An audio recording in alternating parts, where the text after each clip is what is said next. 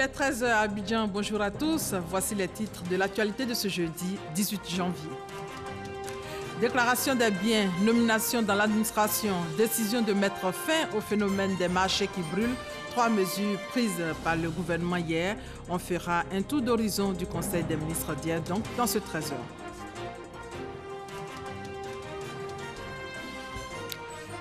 À San Pedro, des individus qui s'apprêtaient à braquer un opérateur économique dans une banque ont été surpris par des policiers. Échange de tirs sur place, un policier a perdu la vie et un bandit a été abattu. Retour sur les faits avec notre correspondant à San Pedro. CHAN 2018, les éléphants vont devoir réagir ce jeudi pour leur deuxième rencontre face à la Zambie dans le grand stade de Marrakech. C'est un match très important et nous n'avons pas droit à l'erreur. À vous, Polo Touré.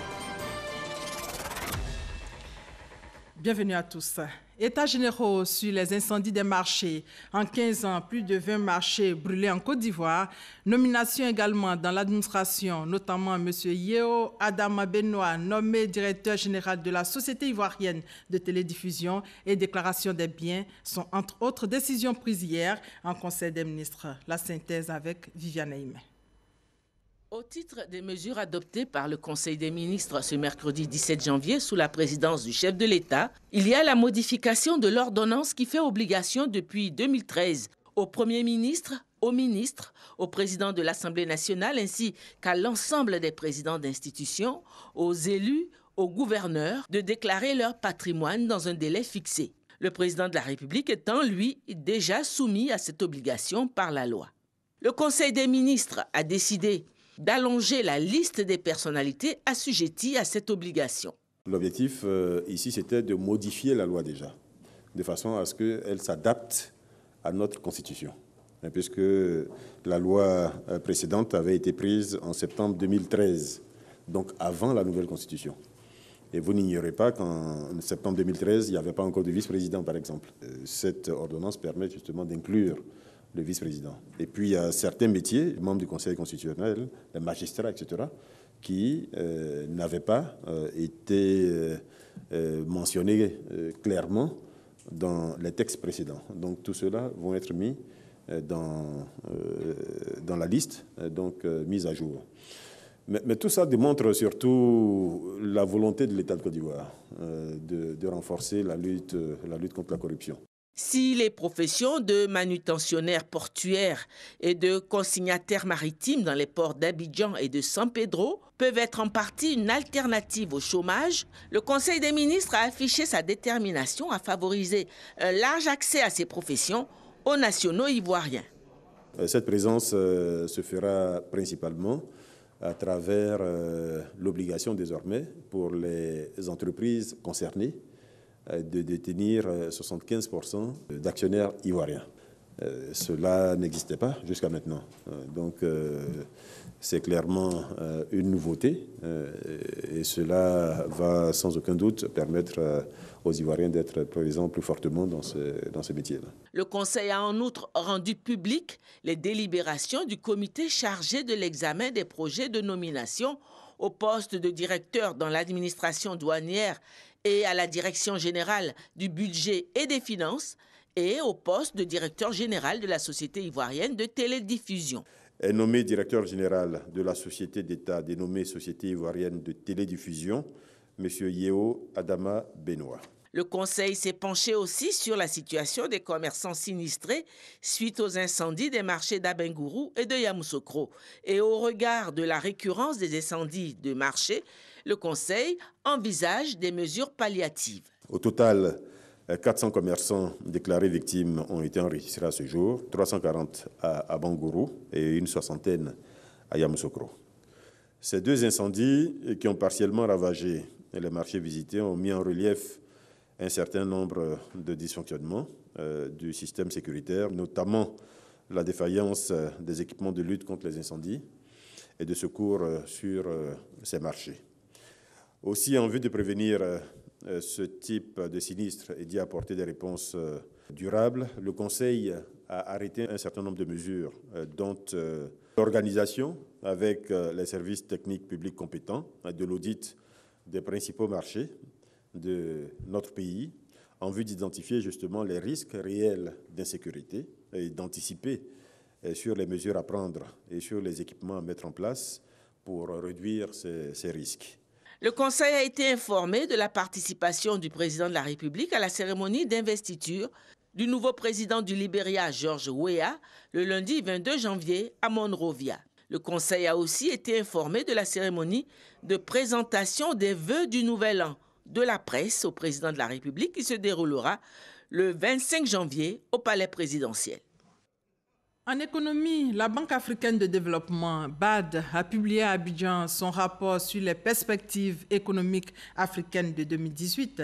L'augmentation de la production réelle estimée à 3,6% en 2017 devrait bondir pour atteindre 4,1%. Pour cette année 2018, l'institution financière panafricaine met le cap sur des projets d'infrastructures socio-économiques. Lansine Bakayoko. De l'énergie, de l'eau, des routes, des chemins de fer, des ports et des aéroports de bonne qualité au profit des domaines comme l'industrie, l'exploitation minière et le tourisme. Le document de référence publié par la Banque africaine de développement BAD préconise des investissements massifs dans les infrastructures, condition majeure à la réalisation des objectifs de croissance durable et inclusive. Il vous faut 10 à 15% du PIB à investir dans les infrastructures si vous voulez accumuler rapidement des capitaux et développer votre économie rapidement. Selon le rapport, les besoins d'infrastructures sur le continent vont de 130 à 170 milliards de dollars par an.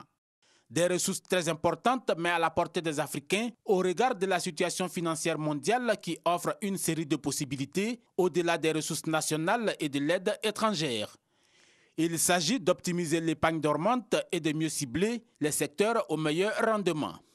Il faut surtout moraliser la vie publique. Nous répétons toujours que les pays africains devraient mettre en place les éléments essentiels. Le cadre institutionnel, lutter contre la corruption. Ils devraient faire preuve de diligence pour le développement à long terme. Ils devraient toujours penser à l'avenir, à leurs enfants et pas à leurs propres besoins immédiats, politiques et autres. L'autre défi important, c'est la modernisation de l'agriculture par la mise en place de véritables chaînes de valeur. Alors que l'Afrique dispose des meilleures terres arables, les pays africains dépensent annuellement plus de 35 milliards de dollars dans l'importation des produits alimentaires. À San Pedro, la police vient de mettre en déroute un présumé gang de braqueurs. Arrivés de Soubré, ces individus s'apprêtaient à braquer un opérateur économique dans une banque quand ils ont été surpris par des policiers. Bilan, un policier a trouvé la mort et un bandit abattu. Retour sur les faits avec Sam Kona. Ce jeune homme de 26 ans et ses complices n'auront pas les millions de francs CFA qu'ils convoitaient. Ils ont été cueillis par les éléments de la préfecture de police de San Pedro mercredi après-midi. Ils sont arrivés de Soubré depuis le 13 janvier 2018 et logés dans un hôtel par leurs complices dans la cité balnéaire. Le braquage a été tout simplement déjoué par la police. Il y a une équipe qui a vu aux alentours de la grande mosquée de la cité 2 individus assis mais de façon suspecte. Alors avec un sac en bandoulière. Donc quand ils sont passés, ils sont revenus. Et dès qu'ils ont carré, les gens ont suspecté déjà la présence de la police. Donc ils se sont mis à fuir. Bon, c'était 2. Ils ont poursuivi un ensemble et puis ils ont laissé l'autre.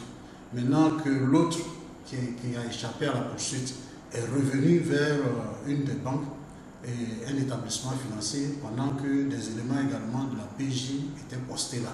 Donc dès qu'ils ont vu son allure, ils ont compris que cet individu-là aussi avait un problème. C'est celui qui portait le sac d'ailleurs même. Donc il a été pris en chasse. Ils sont sortis dans un couloir qui débouche sur la morgue. Donc ils sont rentrés, dès qu'ils ont entamé le couloir, alors le bandit a commencé à tirer sur eux. Donc ils ont riposté. Mais la course-poursuite a continué jusqu'à dans la cour de la morgue et dans la cour de l'hôpital.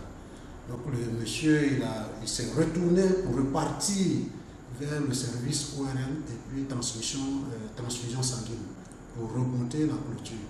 Pendant que l'équipe qu'il avait vu et qu'il prenait en chasse, lui aussi est passé par devant une des banques, je ne vais pas citer le nom des banques, et donc dès qu'il a sorti la tête aussi, bon, eux aussi ont commencé à rafaler. Donc il est revenu sur ses pas, et c'est là qu'il a croisé nez à nez un de mes policiers, donc qui malheureusement a pris une balle en plein cœur, et puis bon, il nous a quittés. On observe une recrudescence de braquage depuis un certain temps dans le Bas-Sassandra.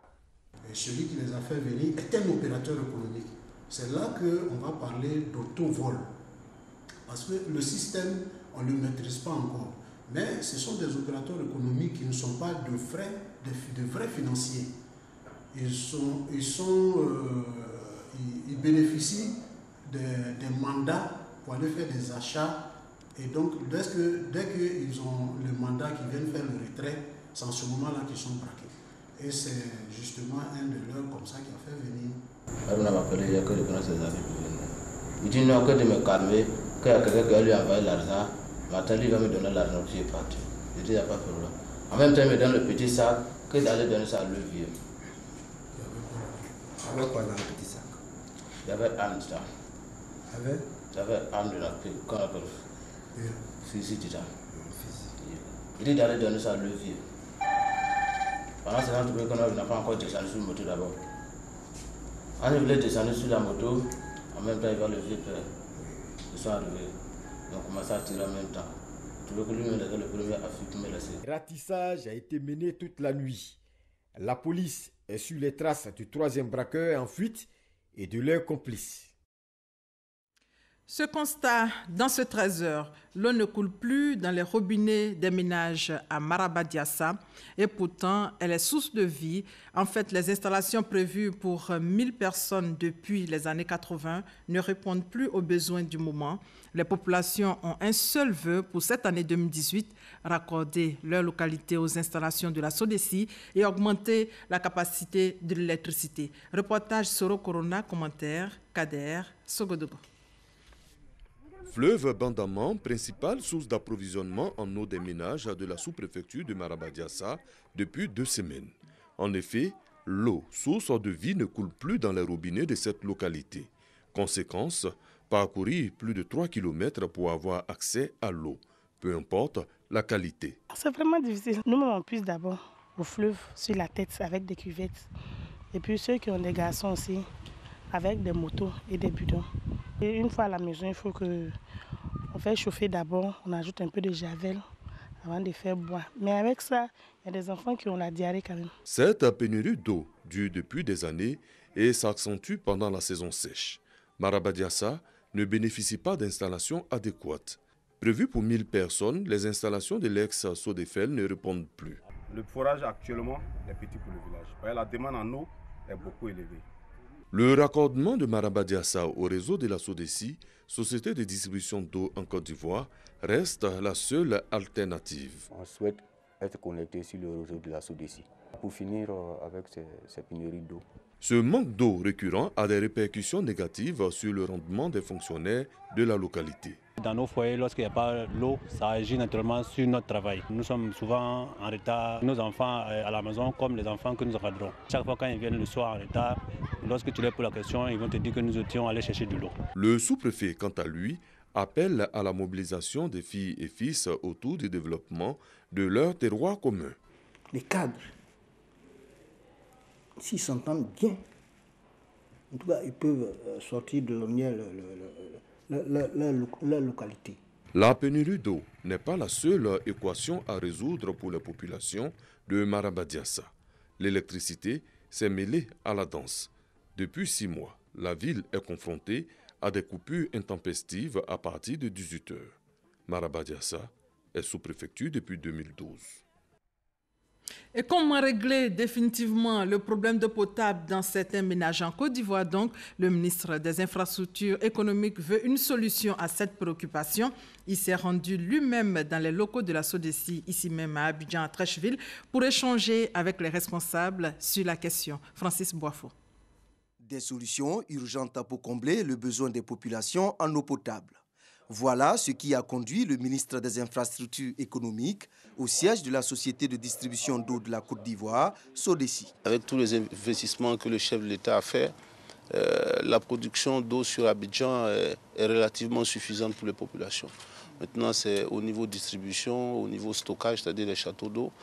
Nous sommes en train de regarder pour voir. Il y a aussi des canalisations qui sont vieillissantes. Il y a des canalisations qui ont plus de 50 ans qu'il va falloir donc réparer, remplacer. On a beaucoup de fuites sur le réseau. Et puis aussi, il ne faut pas l'oublier, il y a beaucoup de fraude aussi dans les quartiers. Mais tout ça, nous avons échangé pour voir comment est-ce qu'on peut apporter des solutions. L'accès à l'eau potable, une priorité pour tous. On va mettre en place un comité de suivi de sorte que pour l'ensemble des quartiers, ces problèmes-là puissent être réglés progressivement. Aussi, il faudrait que les populations sachent que nous sommes en janvier-février, c'est la période de saison sèche. Dans beaucoup de villes, les problèmes d'eau vont commencer à se poser simplement parce qu'il ne pleut pas. Mais soyez assurés que le gouvernement a conscience de tout ça. Il y a beaucoup de projets qui sont programmés, notamment dans les grandes villes de Côte d'Ivoire, de sorte qu'on puisse sécuriser définitivement ces problèmes d'eau pour un peu plus de 270 milliards. Pour parer au plus pressé en 2017, l'État a décaissé avec l'aide de ses partenaires un montant d'environ 13,1 milliards de francs CFA pour la réalisation de plusieurs projets en eau potable. Dans la région du Lodjiboua, précisément à Divo, cette tournée d'explication du député sur les 22 lois votées à l'Assemblée nationale, Famoussa Koulibaly veut que les populations de sa circonscription comprennent mieux le bien fondé des lois. Walter Amadou. Des tournées dans la région de Lodjiboua pour expliquer aux populations les 22 lois votées au cours de la première session de l'Assemblée nationale. Famoussa Koulibaly, député de Divo commune, est allé à la rencontre des populations de sa circonscription. Objectif, donner des informations sur la progression du budget 2018 de l'État de Côte d'Ivoire. Selon lui, il est important que les populations de sa circonscription soient au même niveau d'information concernant les lois votées à l'Assemblée nationale. Plus de 6 400 milliards en 2017, le budget de l'État est passé à plus de 6 700 milliards de francs CFA en 2018, soit une hausse de 4,8%. Au cours de cette tournée, le député de Divo a également évoqué les actions pour l'amélioration des conditions de vie des populations. Plus de 50 millions de francs CFA investis pour la réhabilitation d'écoles, de centres de santé dans la localité. Des projets pour l'autonomisation des femmes avec la mise en place de fonds ainsi que de l'acquisition de permis de conduire pour les jeunes. En plus de ces actions, de nombreux dons au personnel de santé et aux malades du centre hospitalier régional de Divo. À toutes les étapes de sa tournée d'information et d'échange avec la population, Famoussa Koulibaly a appelé l'ensemble des populations à la cohésion sociale, au partage et à la solidarité, gage d'un développement harmonieux dans la région du Lodjiboua. Ici à Abidjan, la culture du numérique au centre des débats. C'était à l'occasion de la première édition d'un espace qui fait la promotion des technologies modernes du numérique. C'est une initiative de la Confédération générale des entreprises de Côte d'Ivoire autour du thème « Le modèle de transformation digitale pour réussir le développement économique et social de l'Afrique ». Davis Oyo et Franck Wadio. Palais de la culture de Trècheville, salle Kodjo est bouclée. C'est ici que les amateurs et professionnels du numérique se sont donné rendez-vous dans le cadre de la première édition de l'African Digital Week. Pour eux, il s'agit d'échanger sur l'importance du numérique en Afrique. Les spécialistes du secteur de la digitalisation ont invité les entreprises ivoiriennes et africaines à intégrer le numérique dans leurs différents processus organisationnels. Ils les invitent surtout à faire de l'économie numérique un outil de développement des chaînes de valeur. La Côte d'Ivoire est dans le top 10 des pays africains les plus en avance au niveau de la maturité numérique. Et ça valide l'ensemble des efforts qui ont été consentis par notre ministre depuis 6 ans. Et aujourd'hui, en Côte d'Ivoire, l'enjeu, c'est le capital humain, la capacité d'avoir des acteurs dans plusieurs domaines qui sont capables d'accompagner la transition digitale de nos entreprises autour de contenus nouveaux, de contenus adaptés aux besoins de nos entreprises, de nos organisations. African Digital Week est la conjonction de plusieurs événements qui se tiennent en Côte d'Ivoire sur le digital. Cette rencontre scientifique se tient sur 3 jours. Quel modèle de transformation digitale pour réussir le développement économique et social? C'est le thème de cette première édition. Prix d'excellence, le secrétaire national récompense les meilleurs. On fait le point avec Serge Collier. Le Centre d'enseignement technique féminin de Bouaké, classé 2e prix national d'excellence dans la catégorie meilleur établissement d'enseignement technique et professionnel. La directrice a reçu un chèque de 1 500 000 francs CFA. La 3e place revient au CET de Bouaké qui reçoit le même montant. De son côté, Tokwa Romaric, représenté ici par sa mère, est 2e prix national d'excellence du meilleur stagiaire à BT. Il reçoit un chèque de 1 million de francs CFA en plus du trophée et du diplôme. Classé 3e, Koulibaly Christine empoche également 1 million de francs CFA. Ces lauréats forment avec les premiers au niveau national, récompensés par le chef de l'État, les dignes représentants du secteur de l'enseignement technique et de la formation professionnelle en Côte d'Ivoire pour la période 2017. Le directeur de cabinet, Alexis Aondjou, les a exhortés à rester exemplaires et travailleurs. Au nom des lauréats, la directrice du Centre d'enseignement technique féminin de Bouaké promet mériter la confiance placée en eux. Célébration de l'excellence également en santé, le centre hospitalier régional de Séguéla vient de primer ses meilleurs agents de l'année 2017, une initiative qui vise à encourager le personnel du CHR à offrir des soins de qualité aux populations de la région de Ourodougou. Ngana Konaté. Adèle Edwige, épouse Konaté, est le meilleur agent du CHR de Séguéla pour l'année 2017. La lauréate a été choisie parmi 115 agents pour son esprit d'initiative. Sa désignation s'est faite par un jury composé des couches socioculturelles et religieuses de la ville de Séguéla ainsi que des agents du CHR. Pour le directeur du centre hospitalier régional de Séguéla, la célébration de la nuit de l'excellence vise à motiver et encourager les agents à offrir des soins de qualité aux populations du Ourodougou. Des populations qui témoignent de l'amélioration ostensible des soins prodigués au sein du CHR. Mais dès que je suis venu, franchement, ils sont très bien équipés de moi. Faire les soins, les premiers soins en tout cas, sans problème. Maman, ça va. Sinon, oui, j'ai rentré ici à ce moment, je ne savais pas où j'étais. C'est un peu action d'état à l'hôpital, mais franchement, ils sont très bien équipés de moi. La célébration de l'excellence au CHR de Séguéla, la 6e édition du genre, a également été l'occasion d'une marche sportive et de consultations médicales gratuites.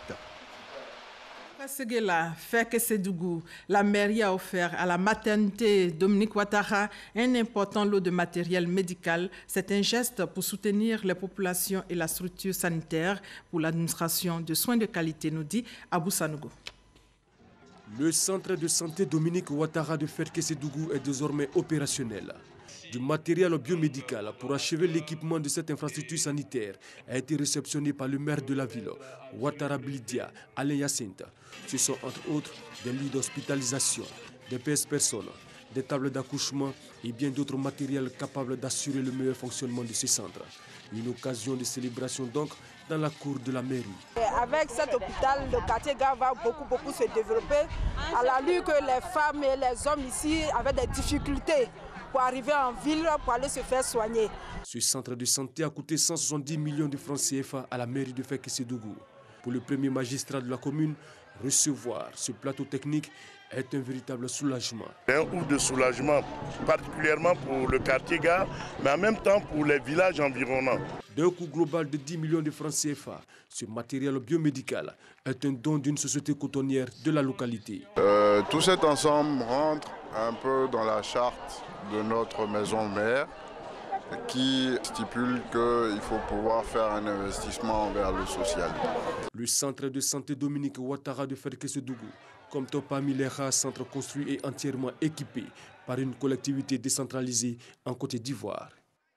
Direction Bouaké pour parler de la 108e assemblée plénière des évêques catholiques de Côte d'Ivoire. Thème de cette assemblée, la cathédrale au service de la fidélité à l'évangile. Reportage Kwadio Kwame. Dans son discours d'ouverture à cette 108e assemblée plénière, Monseigneur Ignace Bessidogo a relevé l'importance de cette rencontre, instrument de communion entre les évêques. Une communauté de vues pastorale représentant la vraie richesse dans la diversité. Pour le président, la présence du nonce apostolique sent l'odeur des brebis que porte le pape affectueusement sur les épaules et Monseigneur Bessi de dégager les pistes de réflexion de cette conférence. Le chrétien et la franc-maçonnerie. Il s'agit de dire aux chrétiens de faire un choix à l'évangile et une fois que ce choix est fait, de rester fidèle à ce choix. Les évêques s'engagent dans une activité commune, à savoir établir un plan stratégique pour conduire toutes nos activités pendant les 5 prochaines années. Au nom du Saint-Siège, le nonce apostolique a indiqué les défis à relever pour une Église catholique forte au service de la paix. La vie démocratique dans le pays. Nous devions nous interroger aussi sur le phénomène de l'immigration, de ceux qui veulent partir de la Côte d'Ivoire. La formation de nos frères et sœurs chrétiens, la formation dans la foi. Et bien sûr aussi dans la charité, c'est-à-dire dans l'action pastorale, l'action sociale. Une semaine, c'est le temps que va durer cette conférence des évêques catholiques de Côte d'Ivoire autour du thème « La catéchèse au service de la fidélité à l'Évangile ». Hors de nos frontières, dans environ 5 mois, le Zimbabwe connaîtra ses premières élections sans son ancien leader Robert Mugabe, annonce faite par le président Emmerson Mnangagwa qui se trouve actuellement au Mozambique pour une visite officielle. Il a souligné qu'il fera tout pour que le Zimbabwe ait des élections libres, crédibles et équitables pour que le pays s'engage dans le monde en tant qu'État démocratique qualifié. Et la crise politique au Kenya n'est toujours pas terminée. Le président Uhuru Kenyatta avait été réélu en août, mais la Cour suprême avait annulé le vote. Un nouveau scrutin en octobre avait confirmé la victoire du chef de l'État. L'opposition ne reconnaît pas le résultat de cette longue séquence électorale ayant entraîné de nombreuses violences et une fracture dans la société. L'opposition menace d'organiser le 30 janvier une prestation de serment de son leader Raila Odinga, un choix qui fait craindre de nouveaux affrontements sur place. Dans l'actualité sportive, Côte d'Ivoire, Zambie, c'est ce soir. Après leur mauvaise entame de la compétition, les éléphants de Côte d'Ivoire ont obligation de résultat face à la Zambie lors de cette deuxième sortie au stade de Marrakech ce jeudi soir. Samuel Metch.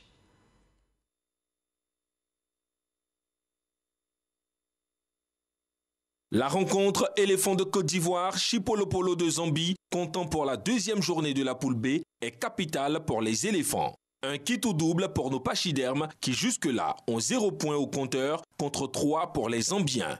Surpris par les Namibiens lors de leur première sortie, les poulains de Kamara Ibrahim ont l'obligation de sortir les tripes pour venir à bout des hommes du sélectionneur Wedson Nyirenda. Sur le front de l'attaque zambienne, les éléphants doivent se méfier des buteurs de la première journée. Kambole Lazarou, très rapide, balle au pied. Moulenga Augustine, véritable renard de surface. Et Kapumbu Faxon, très redoutable devant les buts adverses. Côté ivoirien, l'arrivée de Badiek Bagnon en remplacement d'Enza Diabaté blessé est une bouffée d'oxygène car le milieu offensif de la SEC est un soutien considérable pour l'attaque ivoirienne. Sa présence pourrait certainement changer la donne. Si les éléphants veulent bénéficier d'un long séjour au royaume chérifien, Togimel William, meilleur buteur de la Ligue 1, Fonsigno et leurs coéquipiers devraient se réveiller de leur sommeil afin d'éviter la descente aux enfers et revenir plus tôt que prévu sur les bords de la lagune ébriée.